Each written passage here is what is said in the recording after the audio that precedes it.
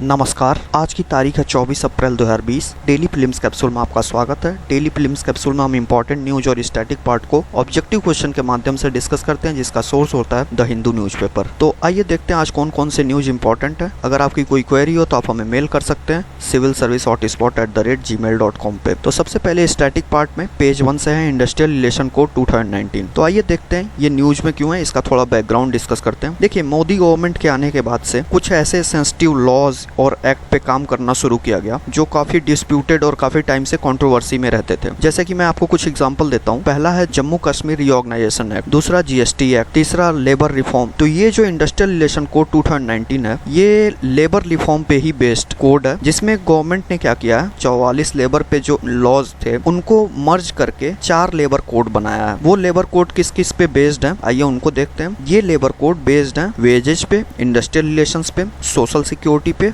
और सेफ्टी पे। तो देखिए, पहले पे बात करते हैं। देखिए, वेजेस पे जो लेबर कोड बनाया गया है वो पार्लियामेंट से उसको नोट मिल चुका है। अगस्त मंथ में वेजेस पे जो कोड बनाया गया उसको पार्लियामेंट ने पास कर दिया है। अगला आया है industrial relation code 2019। Industrial relation code को नवंबर 2019 में पार्लियामेंट में लाया गया कैबिनेट के अप्रूवल के बाद से। तो पार्लियामेंट ने क्या किया, इसको स्टैंडिंग कमेटी के पास भेज दिया। स्टैंडिंग कमेटी ने क्या किया है, अभी इस पे एक रिपोर्ट दिया है। उसमें रिपोर्ट में कहा गया है कि नेचुरल क्लैमिटी जैसे कि अर्थक्वेक, फ्लड, सुपर साइक्लोन, इन सब के दौरान इंडस्ट्री का पेमेंट वेजेस वर्कर को देना अनजस्टिफाइबल है, मतलब कि अनिर्णायक है, तब तक कि जब तक कि इंडस्ट्री का पुनः रीइस्टेब्लिशमेंट नहीं हो जाता है। स्टैंडिंग कमेटी के द्वारा अपने रिपोर्ट में ऐसा कहा गया है। अब आइए बात करते हैं इंडस्ट्रियल रिलेशन कोड 2019 है क्या। देखिए, industrial relation code 2019 3 pre existing law को मर्ज करके एक कोड बनाया गया है। और वो 3 प्री एग्जिस्टिंग लॉ कौन कौन से हैं, the industrial dispute act 1947, the trade union act 1926 और the industry employment act 1946। In 3 pre existing act को मर्ज करके इंडस्ट्रियल रिलेशन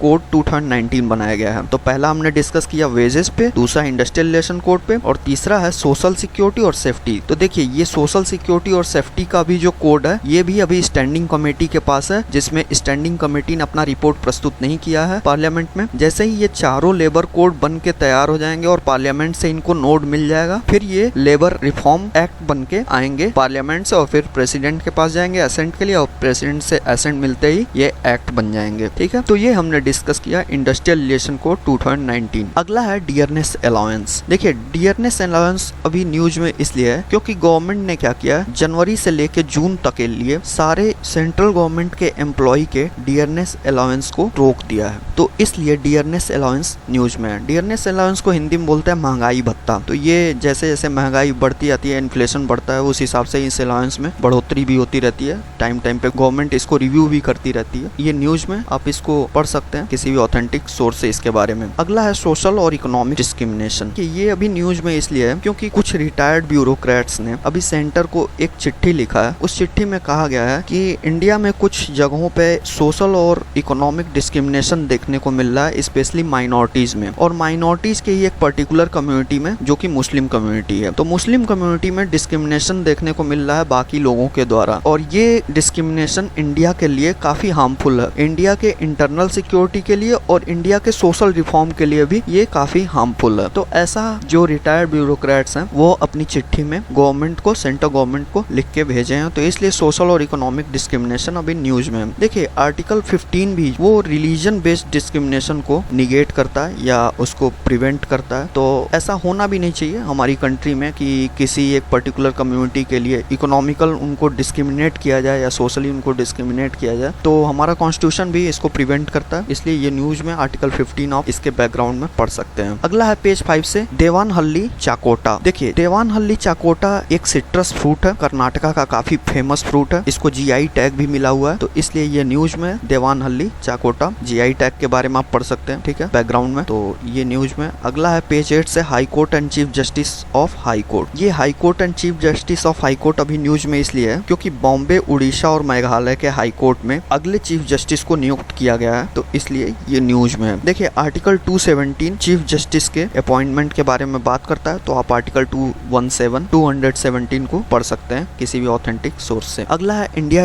ऑस्ट्रेलिया रिलेशन। ये पेज 10 से आप इसके बारे में पढ़ सकते हैं, इंडिया ऑस्ट्रेलिया रिलेशंस के बारे में। अगला है पेज 11 से डीआरडीओ।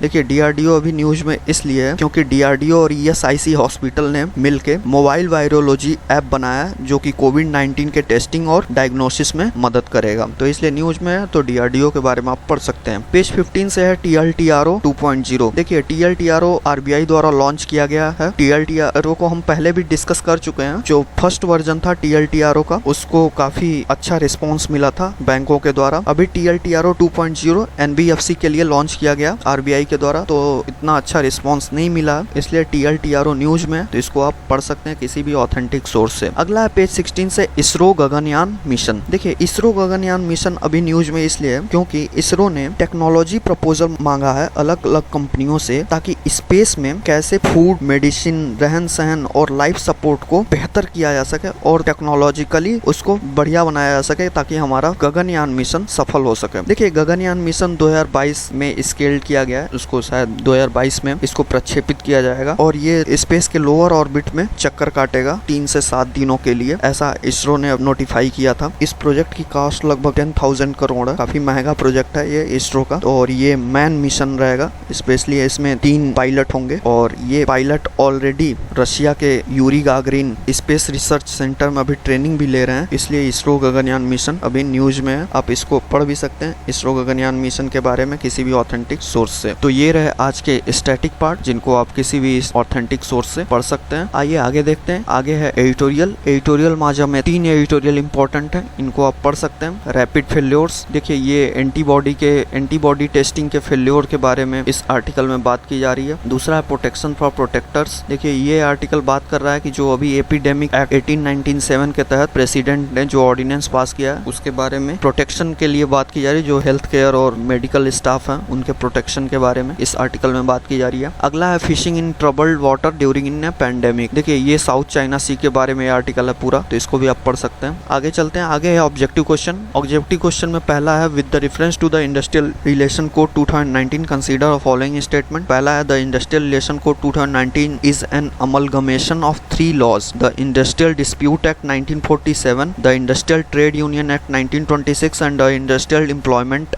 एक्ट 1946। तो देखिए ये बिल्कुल करेक्ट स्टेटमेंट है। जो इंडस्ट्रियल रिलेशन कोड 2019 है ये 3 लॉज के 3 एक्ट के अमलगमेशन के बाद इस कोड को लाया गया है, यानी कि 3 एक्ट को मर्ज करके इसको बनाया गया है। तो ये स्टेटमेंट बिल्कुल करेक्ट है। दूसरा स्टेटमेंट है as part of labour reforms initiative the labour ministry has decided to amalgamate 44 labor laws into 4 code on wages, industrial relations, social security and safety, health and working condition। बिल्कुल correct statement है, ठीक है। तो ये दोनों statement correct है इसमें। देखिए ये जो इंडस्ट्रियल रिलेशन कोड है द इंडस्ट्रियल डिस्प्यूट एक्ट इस पे लाया गया है, द ट्रेड यूनियन एक्ट इस पे लाया गया और द इंडस्ट्रियल एम्प्लॉयमेंट एक्ट इस पे लाया गया। तो इसको आपको याद कैसे करना है, जिसमें इंडस्ट्री आएगी उसको आपको याद कर लेना है, ठीक है, कि ये इंडस्ट्रियल रिलेशन कोड से है, क्योंकि कई बार इसमें चेंजेस भी कर सकता है एग्जाम में, तो आप कंफ्यूज हो जाएंगे, तो इसलिए आप ऐसे याद रख सकते हैं। तो इसका आंसर होगा बोथ 1 and 2। इसका सोर्स है पेज द हिंदू का पेज 1 और 8। अगले क्वेश्चन पे चलते हैं। अगला क्वेश्चन है with the reference to the Kaleshwaram lift irrigation project consider the following statement. पहला स्टेटमेंट है it is world's largest lift irrigation project. बिल्कुल करेक्ट स्टेटमेंट है। ये वर्ल्ड का लार्जेस्ट इरिगेशन प्रोजेक्ट है। अप्रोक्सीमेटली $11 बिलियन का ये प्रोजेक्ट था, ठीक है, और ये प्रोजेक्ट अभी पूरा भी हो चुका है, ये काम भी कर रहा है। दूसरा है Kaleshwaram lift irrigation project is located in Andhra Pradesh on Godavari river. देखिए कालेश्वरम लिफ्ट इरिगेशन प्रोजेक्ट जो है ये आंध्र प्रदेश में नहीं है, ये तेलंगाना में है, और गोदावरी से यानी कि नॉर्थ तेलंगाना से वाटर लेके साउथ तेलंगाना को इरिगेट करता है। और देखिए लिफ्ट इरिगेशन प्रोजेक्ट का मतलब ये होता है कि ये वाटर पंप्स के द्वारा उठा के साउथ तेलंगाना की तरफ ले जाता है और उधर के एरिया को इरिगेट करता है। और ये पंप्स क्यों लगाए गए हैं? पंप्स लगाने का कारण ये है कि जो नॉर्थ तेलंगाना है वो लोअर एलिवेशन पे है और साउथ तेलंगाना हायर एलिवेशन पे है। ऐसे नदी को मोड़ के साउथ तेलंगाना की तरफ ले जाना असंभव सा था, इसलिए लिफ्ट इरिगेशन प्रोजेक्ट को सजेस्ट किया गया और इस पे काम किया गया और इस प्रोजेक्ट को पूरा किया गया। तो ये तेलंगाना में और गोदावरी रिवर पे है, ठीक है। तो इसको याद रखिएगा, Kaleshwaram lift irrigation project Telangana में है। तो इसका आंसर होगा दूसरा इनकरेक्ट होगा, 1 ओनली इसका करेक्ट आंसर होगा। इसका सोर्स है द हिंदू का पेज 5। अगले क्वेश्चन पे चलते हैं। With the reference to the Devanahalli chakota consider the following statement. The Devanahalli pomelo is a citrus fruit popularly known as chakota in Karnataka. देखिए बिल्कुल करेक्ट स्टेटमेंट है। ये कर्नाटका का फेमस सिट्रस फ्रूट है जिसको जीआई टैग भी मिला हुआ है। देखिए देवनहल्ली चाकोटा एंजॉयज ए जियोग्राफिकल इंडिकेशन टैग, बिल्कुल करेक्ट स्टेटमेंट है। दोनों इसमें करेक्ट होगा, सी बोथ 1 एंड 2 आंसर होगा। सोर्स है द हिंदू पेज 5। अगले क्वेश्चन पे चलते हैं। अगला क्वेश्चन है operation twist launch by SEBI, RBI, NITI Aayog, Indian navy. Operation twist को लॉन्च किया है आरबीआई ने। देखिए ऑपरेशन ट्विस्ट का मतलब ये है बॉन्ड्स को खरीदना और ट्रेजरी बिल को बेचना, ये दोनों काम एक साथ अगर किया जाए तो इसको बोला जाता है ऑपरेशन ट्विस्ट। ऐसा बोला गया है आरबीआई के द्वारा। अभी आरबीआई यही काम कर रही है कि बॉन्ड्स को खरीद रही है और ट्रेजरी बिल्स को साथ ही साथ बेच भी रही है, तो इसलिए ये न्यूज में है ऑपरेशन ट्विस्ट। तो इसको लॉन्च किया आरबीआई ने। इसका सोर्स द हिंदू के पेज 15 से। अगले क्वेश्चन पे चलते हैं। अगला क्वेश्चन है commodity market outlook is published by. देखिए कौन पब्लिश करता है कमोडिटी मार्केट आउटलुक? देखिए वर्ल्ड बैंक पब्लिश करता है कमोडिटी मार्केट आउटलुक, ठीक है। तो याद रखिएगा, सोर्स है द हिंदू का पेज 15। अगले क्वेश्चन पे चलते हैं। अगला क्वेश्चन है with reference to the ISRO Gaganyaan mission consider the following statement. In August 2018 ISRO announced its first human space trip slated for around 2022। बिल्कुल करेक्ट स्टेटमेंट है। 2022 के लिए इस प्रोजेक्ट को अनाउंस किया गया है और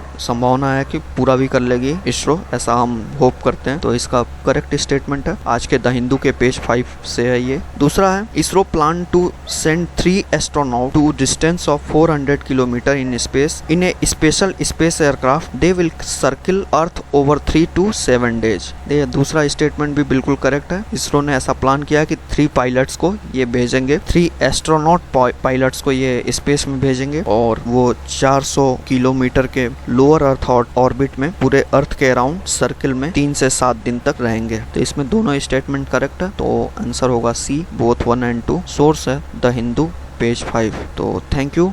टोटल आज हमने 6 क्वेश्चन डिस्कस किया, स्टैटिक पार्ट डिस्कस किया और आज के लिए इतना ही। अगर आपको वीडियो पसंद आता है तो आप हमें लाइक करें, सब्सक्राइब करें और शेयर भी करें। तो thank you so much for the discussion.